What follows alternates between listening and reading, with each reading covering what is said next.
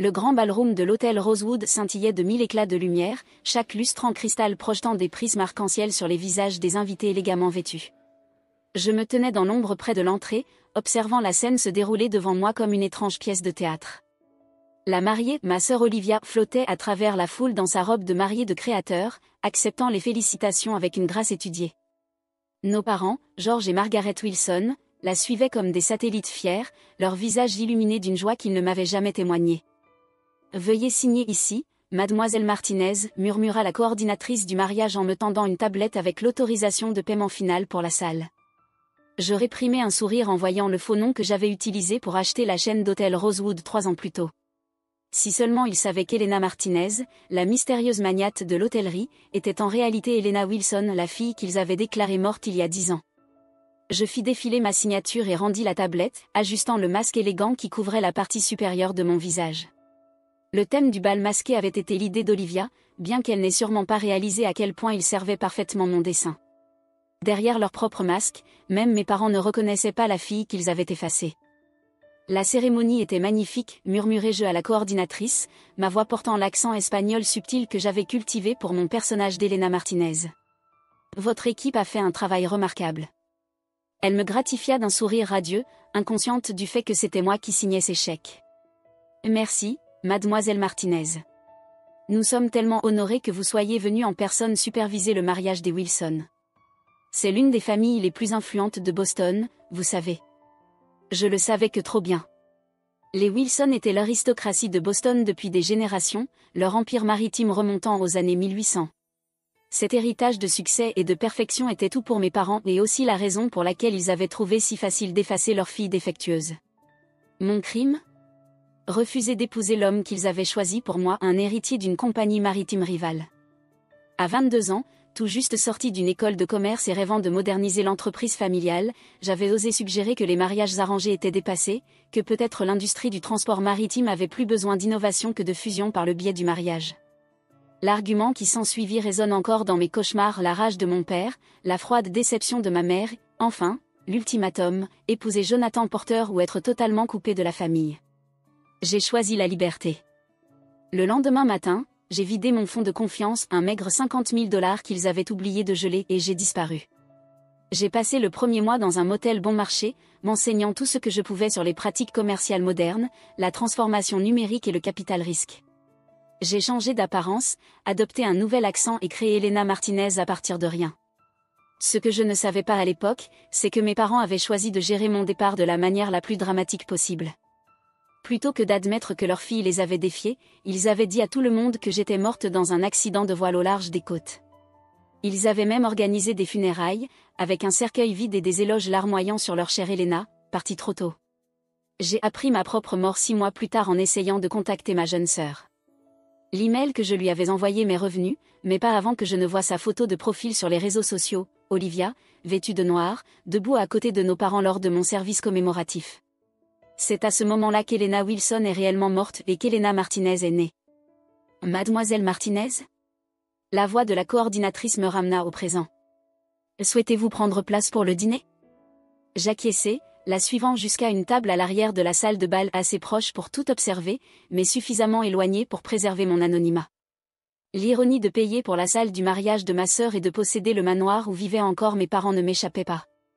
Au cours de la dernière décennie, j'avais systématiquement acheté chaque propriété utilisée par les Wilson, chaque hôtel qu'ils fréquentaient et une participation majoritaire dans la plupart de leurs partenaires commerciaux. Ils ne le savaient tout simplement pas encore. La voix de mon père s'éleva soudain dans la pièce, suffisamment forte pour atteindre ma table. « Mesdames et messieurs, si je pouvais avoir votre attention, s'il vous plaît. » La foule se tut alors que George Wilson levait son verre de champagne. Impeccable dans son smoking, il imposait toujours par sa prestance, ses cheveux argentés brillant sous les lustres. 10 ans avaient creusé quelques rides distinguées sur son visage, mais son aura autoritaire restait intacte. Aujourd'hui est un jour de joie, où nous célébrons le mariage de ma fille unique, Olivia, avec l'amour de sa vie. Fille unique. Les mots frappèrent comme un coup physique même après toutes ces années. Mais c'est aussi un jour teinté d'une douce amertume, poursuivit-il, sa voix chargée d'une émotion savamment dosée. Je ne peux m'empêcher de penser à notre chère Elena, la sœur d'Olivia, qui nous a quittés bien trop tôt. Elle aurait adoré voir ce jour. À ses côtés, ma mère tamponna ses yeux avec un mouchoir brodé à ses initiales, l'image parfaite de la mère endeuillée, pleurant encore son enfant perdu. Si seulement il savait que cet enfant perdu était assis à une dizaine de mètres d'eux, contrôlant plus de richesses et de pouvoir que la famille Wilson n'en avait accumulé en 6 générations. Un serveur apparut à mon côté. Encore du champagne, mademoiselle Martinez ? J'acceptai la coupe, profitant de ce moment pour me recentrer. Je n'étais pas venu ici pour me venger, ou du moins, c'est ce que je me répétais. J'avais bâti mon empire par une véritable innovation, en transformant des entreprises en difficulté en puissance moderne. Le fait que je contrôle maintenant la majorité des intérêts commerciaux de ma famille n'était qu'un heureux hasard. Quel drame pour leur fille aînée, murmura la vieille dame assise à côté de moi, visiblement avide de partager quelques ragots avec la mystérieuse propriétaire d'hôtel. On dit qu'elle est morte dans un accident de voile, la pauvre. Avant la fin, elle était troublée. Elle défiait ses parents, refusait un mariage brillant. Certains chuchotaient même qu'elle aurait pu. Elle fit un vague geste de la main. Le faire exprès. Mes doigts se crispèrent autour de ma coupe de champagne. Évidemment qu'ils avaient laissé entendre que ma mort était un suicide. Cela servait leur récit, celui d'une fille rebelle qui n'avait pas supporté la pression de leurs attentes, bien plus facile à admettre que la vérité, à savoir que j'avais choisi la liberté plutôt que leur contrôle étouffant. Le tintement d'un verre attira l'attention de tous. Olivia s'était levée pour prononcer son propre discours, son mari rayonnant à ses côtés. Ma petite sœur était devenue une femme magnifique, bien que sa beauté ait une fragilité qui me rappelait notre mère. Merci à tous d'être ici aujourd'hui, commença-t-elle, sa voix portant cette élégance travaillée qu'on m'avait autrefois forcée à apprendre. Comme l'a dit Père, cette journée est parfaite à presque tous égards. La seule chose qui manque, c'est ma chère sœur, Elena. Je portai lentement mon verre à mes lèvres, observant sa prestation. Elena était plus qu'une grande sœur. Elle était ma meilleure amie, ma protectrice, mon modèle. Sa voix vacilla, parfaitement maîtrisée. Quand nous étions petites, elle me disait que tout était possible, à condition d'avoir le courage de poursuivre ses rêves. J'aimerais juste. Elle s'interrompit un instant, juste assez longtemps. J'aimerais juste qu'elle puisse voir que j'ai enfin trouvé le mien. La foule murmura avec empathie. Je luttais contre l'envie de rire. Olivia avait 12 ans quand je suis partie, assez grande pour comprendre exactement ce que nos parents avaient fait. Elle avait choisi leur camp, en endossant sans hésitation le rôle de fille unique parfaite. La sœur qui, soi-disant, était sa meilleure amie ne méritait même pas un appel pour la prévenir de sa mort imminente. Alors que le dîner était servi, je me surpris à observer la table d'honneur.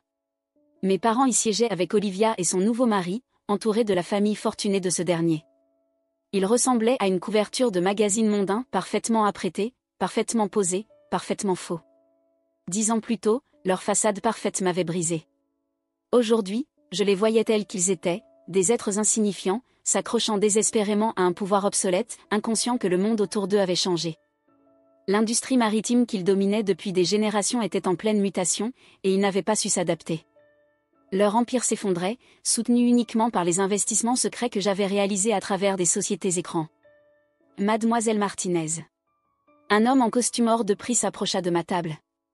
Je le reconnus aussitôt, James Porter, celui qui aurait pu devenir mon beau-père, bien qu'il ait considérablement vieilli. J'espère que vous passez une agréable soirée. Nous avons été surpris et honorés d'apprendre que vous seriez présente en personne. Je souris derrière mon masque. Je tiens personnellement à superviser les événements spéciaux dans mes établissements phares, Monsieur Porter, surtout pour des familles aussi distinguées. Il se rengorgea sous le compliment. Oui, eh bien, Wilson Importateur est un pilier de la société bostonienne depuis des générations. Même si, je dois l'admettre, ces dernières années ont été éprouvantes. Je gardais un ton simplement poli, même si je savais exactement à quel point la situation avait été difficile pour les deux familles. Mes entreprises avaient discrètement acquis des parts majoritaires dans leurs principales routes maritimes, modernisé les opérations et comprimé leurs marges bénéficiaires. L'industrie n'est plus ce qu'elle était, dit-il en soupirant lourdement. Ces startups technologiques, ces entreprises logistiques modernes, elles bouleversent tout. Tenez, rien que le mois dernier, nous avons perdu notre plus gros client au profit d'une société montante, Phoenix Maritime, je crois. Je réussis à ne pas sourire. Phoenix Maritime avait été l'un de mes premiers achats, transformé d'un transporteur local en faillite en une puissance logistique numérique. Le progrès peut être difficile à naviguer, dis-je diplomatiquement. Le progrès, ricana-t-il. À mon époque, les affaires se faisaient grâce aux relations, aux liens familiaux. Saviez-vous que mon fils devait épouser la fille aînée de George Wilson? Là, ça aurait été une fusion digne d'un empire. Mais cette fille avait d'autres idées. Il secoua la tête. Tragique, ce qui lui est arrivé. Mais peut-être que c'était mieux ainsi, vu son tempérament rebelle. La flûte en cristal que je tenais menaçait d'éclater sous la pression de mes doigts. Avant que je ne puisse répondre, un remue-ménage à la table d'honneur attira l'attention de tous. Ma mère s'était levée soudainement, chancelant légèrement. Apparemment, le champagne avait coulé un peu trop librement.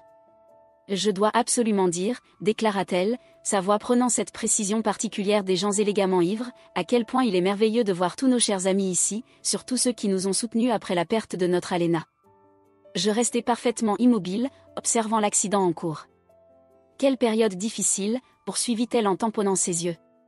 Devoir dire à tout le monde que notre fille, quelle honte. Mais nous avons préservé le nom de la famille, n'est-ce pas Georges?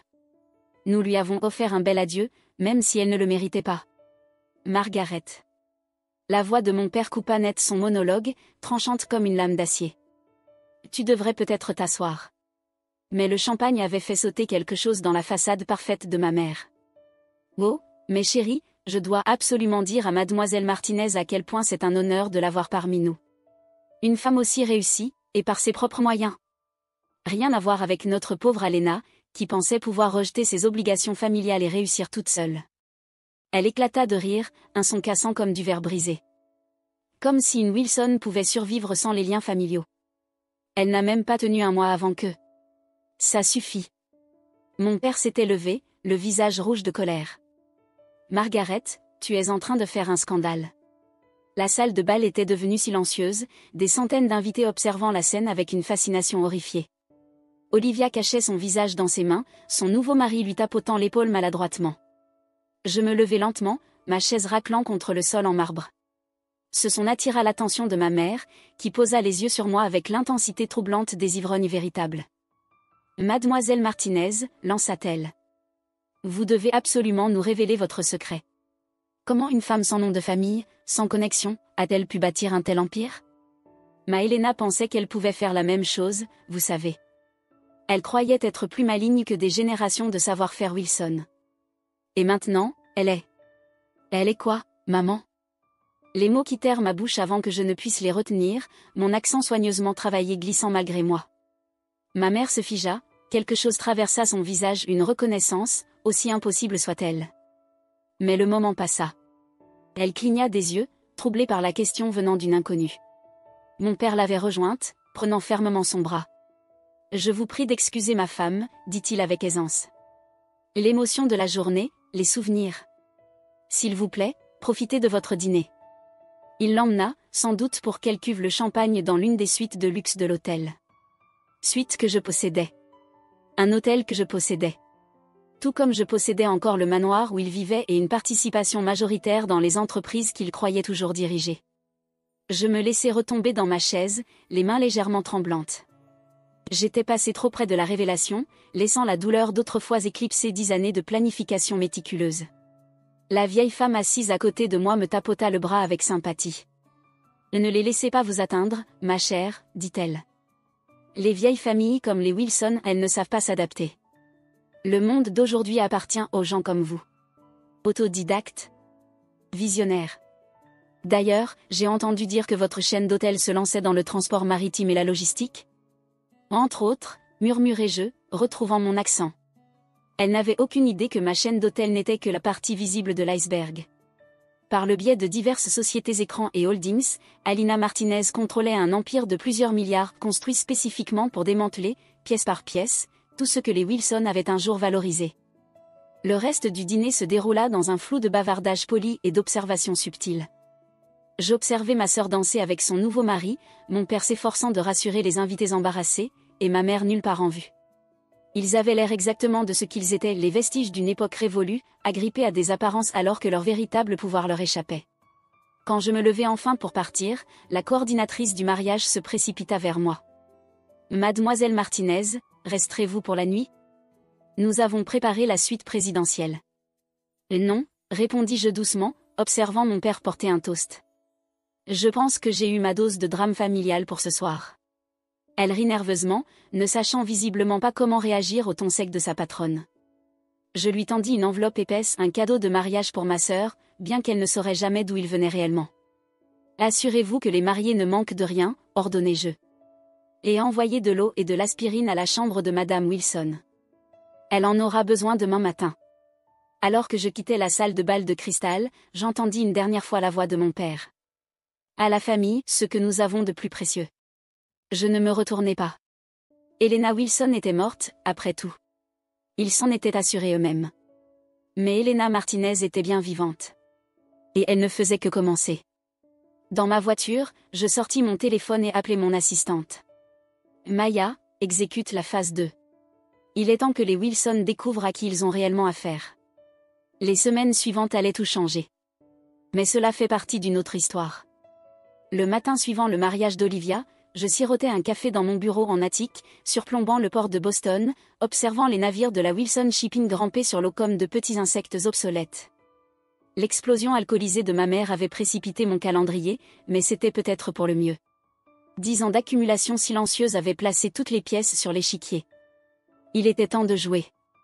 Les chiffres d'hier soir sont tombés, annonça Maya en entrant avec sa tablette.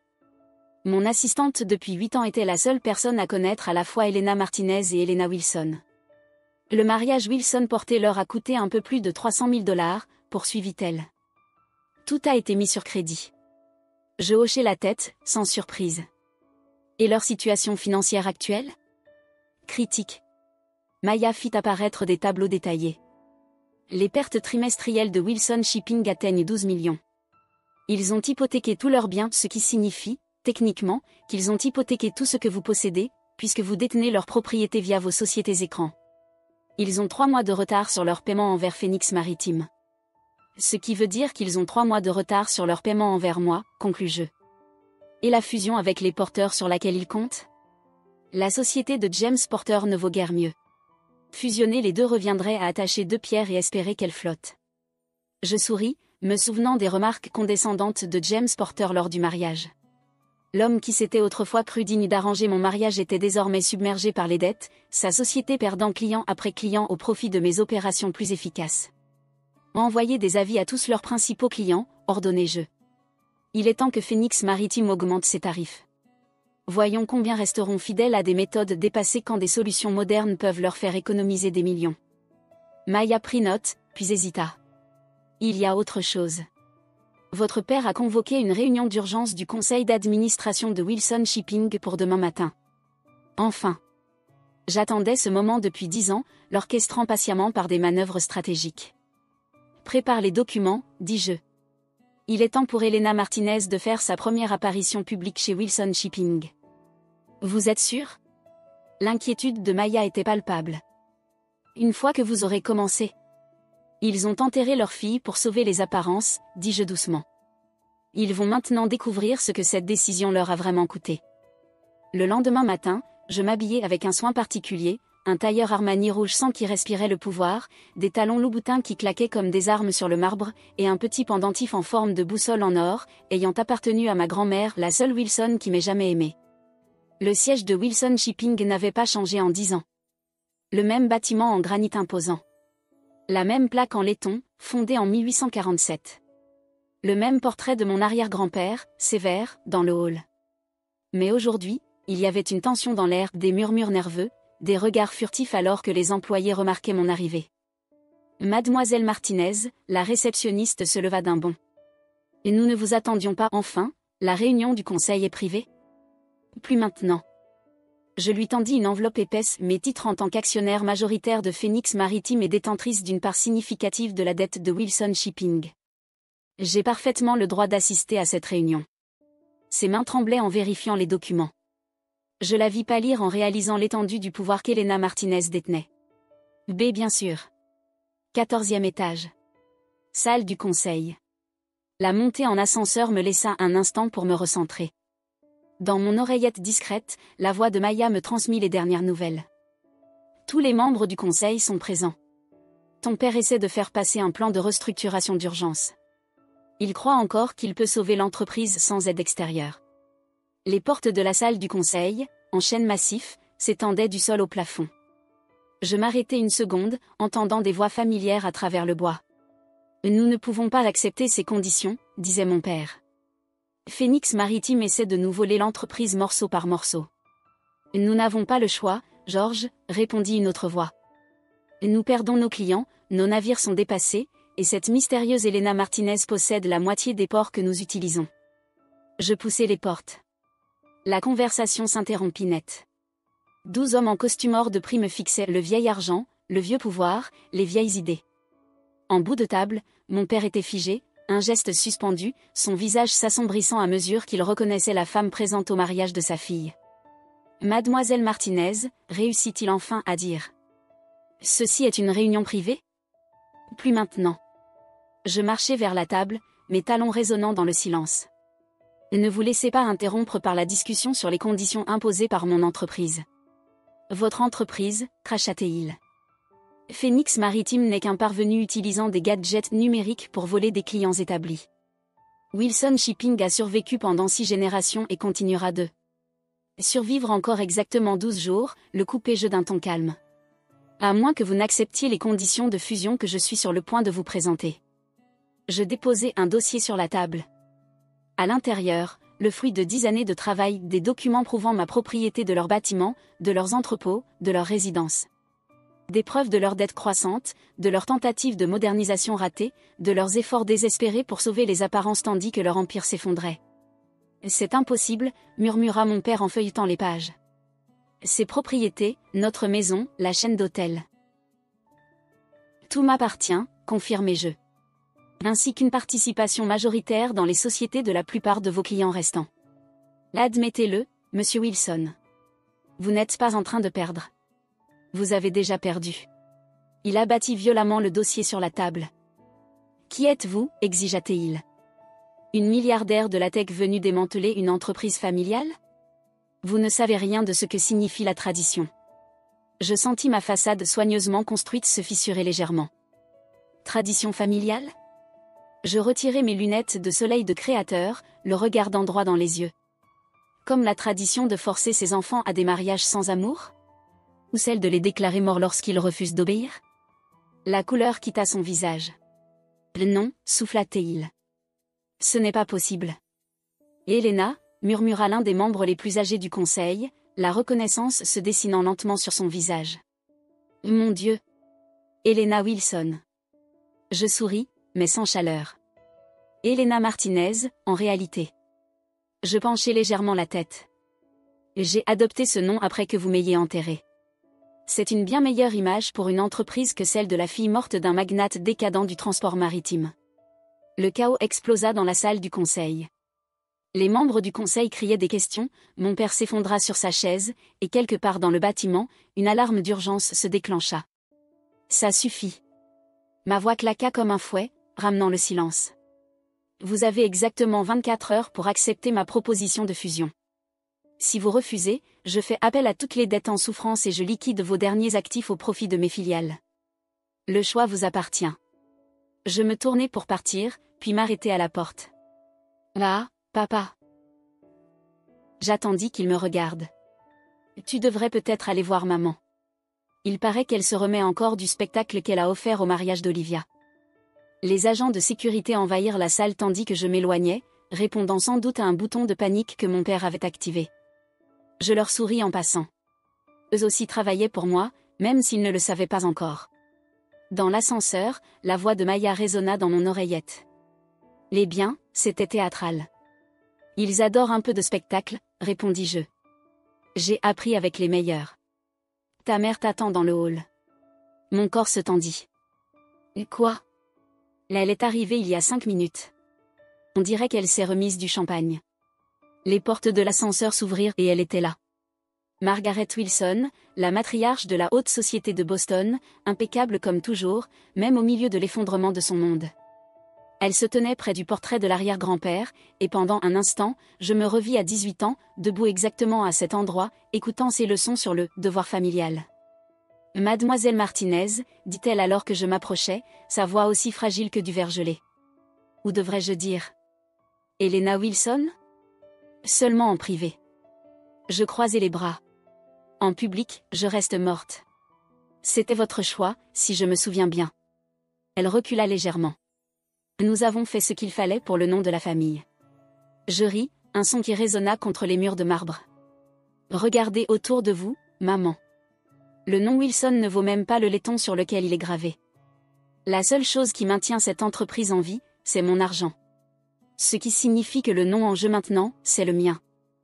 Tu prends plaisir à tout détruire, dit-elle, la voix tremblante. À démolir tout ce que nous avons construit. Non. Je fis un pas en avant, assez proche pour sentir son parfum familier. Je sauve tout ce que vous avez détruit. L'entreprise va survivre, se moderniser, grandir. Le nom Wilson continuera simplement pas entre les mains d'un Wilson. Ses lèvres parfaitement maquillées tremblèrent. Nous avons pensé, nous avons vraiment cru que tu étais morte. Pauvre, ruinée, ratée, complétez jeu. Vous pensiez que votre fille rebelle ne pouvait pas survivre sans la famille. C'est pour ça que vous m'avez effacée. Parce que l'alternative, c'était d'admettre que vous aviez tort. Une larme glissa sur sa joue, creusant une trace dans sa base de maquillage hors de prix. Elena, s'il te plaît. On peut réparer ça.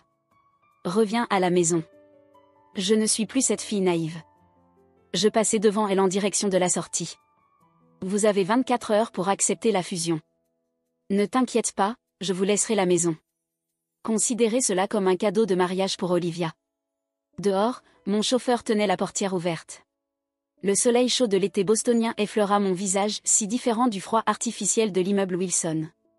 Je me retournai une dernière fois, apercevant la silhouette de ma mère à travers les portes vitrées, petite et perdue dans le hall de son empire en ruine. Maya m'attendait déjà dans la voiture. Phase 2 terminée, annonça TL. Le conseil est en panique, nos avocats sont prêts, et les rumeurs circulent déjà dans le quartier financier. Dès maintenant ? Je consultai mon téléphone, voyant des dizaines d'appels manqués de mon père, des membres du conseil, d'amis de la famille qui comprenaient enfin qui était vraiment Elena Martinez. Laissez-les parler. Laissez-les paniquer. Les 24 heures suivantes allaient décider du sort de tout ce qu'ils avaient bâti et de tout ce que j'avais bâti pour le remplacer. Maintenant, dis-je en refermant mon téléphone. On attend. Et ensuite, on leur montre exactement ce que la fille morte est capable de faire. Les 24 heures que j'avais accordées au conseil de Wilson Shipping furent les plus longues de ma vie. Je les passais dans mon bureau au dernier étage, regardant le soleil se coucher puis se lever à nouveau sur le port de Boston, pendant que mon téléphone s'illuminait de messages de plus en plus désespérés. Mon père, il faut qu'on parle. Ce n'est pas la bonne voie. Membre du conseil, on peut discuter des conditions en privé. Amie de la famille, Elena, ma chérie, on n'a jamais cru à cette histoire. Et d'Olivia, étonnamment, c'est vraiment toi. Je ne répondis à aucun d'eux. À la place, je me concentrai sur les derniers détails de mon plan, veillant à ce que chaque pièce soit parfaitement en place. Les médias avaient déjà flairé l'affaire. La fille soi-disant morte de Boston revenant en tant que PDG milliardaire pour reprendre l'entreprise familiale. Les gros titres s'écrivaient d'eux-mêmes.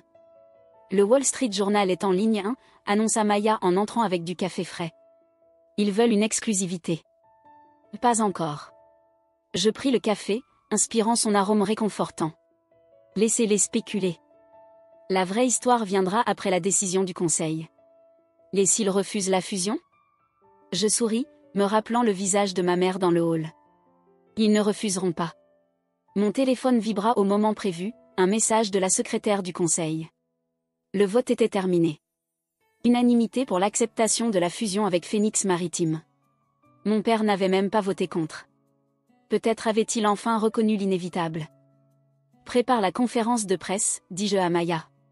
Dans 2 heures. Dans le hall principal de Wilson Shipping. Dis-leur qu'Elena Martinez fera une grande annonce. Elle hésita. Les Elena Wilson ? Je touchai le pendentif en forme de boussole autour de mon cou, pensant à ma grand-mère. Elle a fini de se cacher. Le hall était bondé quand j'arrivai. Les journalistes se bousculaient, les flashs crépitaient, et les employés de Wilson Shipping s'alignaient sur les balcons supérieurs. Mon père se tenait sur l'estrade, entouré des membres du conseil, semblant avoir vieilli de 10 ans en une seule nuit. Je l'ai laissé attendre 10 minutes, un petit plaisir mesquin, mais j'avais mérité ce droit. Quand j'entrai enfin, la foule se tut. Aujourd'hui, Je portais le bleu Wilson, un tailleur pantalon de pouvoir assorti au logo de l'entreprise, avec la boussole de ma grand-mère brillant sous les projecteurs. Plus de cachette. Merci à tous d'être venus. Je montais sur l'estrade. Je m'appelle Elena Martinez, ou, comme certains d'entre vous s'en souviennent peut-être, Elena Wilson. La salle explosa. Les flashs s'affolèrent. Des journalistes crièrent des questions. Et, quelque part dans la foule, j'entendis ma mère étouffer un cri. Je levai la main. Il y a 10 ans, la famille Wilson a annoncé ma mort tragique. Je marquai une pause, puis souris froidement. La vérité est un peu moins dramatique. J'ai simplement refusé un mariage arrangé et suis partie construire ma propre vie. Mes parents, trouvant cela embarrassant, ont préféré enterrer un cercueil vide plutôt que d'admettre que leur fille les avait défiés. Mon père fit un pas en avant, le visage assombri par la colère, mais mes agents de sécurité, ma sécurité l'arrêtèrent. Durant la décennie suivante, repris-je, j'ai bâti ce qu'ils disaient être impossible. Phoenix Maritime a révolutionné la logistique maritime en adoptant les technologies modernes, pendant que des entreprises comme Wilson Shipping restaient accrochées à des méthodes dépassées. Nous avons grandi rapidement, en rachetant des ports, des biens et des clients, y compris beaucoup d'anciens clients de Wilson. Je me tournai pour regarder directement les membres du conseil. Aujourd'hui, j'annonce la fusion de Wilson Shipping avec Phoenix Maritime. Le nom Wilson perdurera, mais l'entreprise sera entièrement restructurée. Tous les membres actuels du conseil prendront leur retraite, avec des indemnités généreuses. Un tumulte s'éleva. Les questions fusèrent. Je vis Olivia entrer discrètement au fond de la salle, encore allée de sa lune de miel, les yeux grands ouverts face à la scène. À présent, dis-je, je vais répondre à vos questions. Mademoiselle Wilson, votre famille savait-elle que vous étiez vivante? Non. Ils étaient très investis dans ma mort. Mademoiselle Martinez, comment avez-vous bâti votre empire? De la même manière que j'aurais modernisé Wilson Shipping si on m'en avait laissé l'occasion. En comprenant qu'une tradition sans innovation n'est qu'une lente décadence. Monsieur Wilson, quelle est votre réaction face au retour de votre fille? Mon père s'avança, et pendant un instant, je vis quelque chose se fissurer dans sa façade fière. Et Elena, nous pensions que... Vous pensiez que j'échouerais, le coupai-je. Voilà le problème, papa. Tu n'as jamais vu qui j'étais vraiment. Il sembla vieillir encore de 10 ans sous mes yeux. Nous avons fait ce que nous pensions juste. Non, corrigeai-je doucement. Vous avez fait ce qui était plus simple. M'effacer était plus facile que d'admettre que je pouvais avoir de meilleures idées. Me déclarer morte était plus facile que d'expliquer pourquoi je suis partie. Et maintenant, abandonner le contrôle est plus facile que de regarder votre entreprise s'effondrer sous son propre poids. Et Elena. La voix de ma mère monta de la foule. S'il te plaît. Je l'ignorai et me tournai à nouveau vers les journalistes. L'entreprise issue de cette fusion gardera le nom Wilson, par respect pour son histoire. Mais ne vous méprenez pas, il s'agit d'une transformation complète. Nous allons vers l'avenir, que l'ancienne garde l'accepte ou non. D'autres questions fusèrent, mais mon attention fut captée par Olivia, qui se frayait un chemin à travers la foule pour s'approcher de la scène. Elle avait l'air différente de la mariée impeccable d'il y a 2 jours. Plus jeune, en quelque sorte. Plus proche de la sœur dont je me souvenais. Tu étais là, dit-elle en montant sur l'estrade. À mon mariage. Tu nous as vu faire semblant de pleurer ta mort. Je haussai un sourcil. Oui. Je le savais.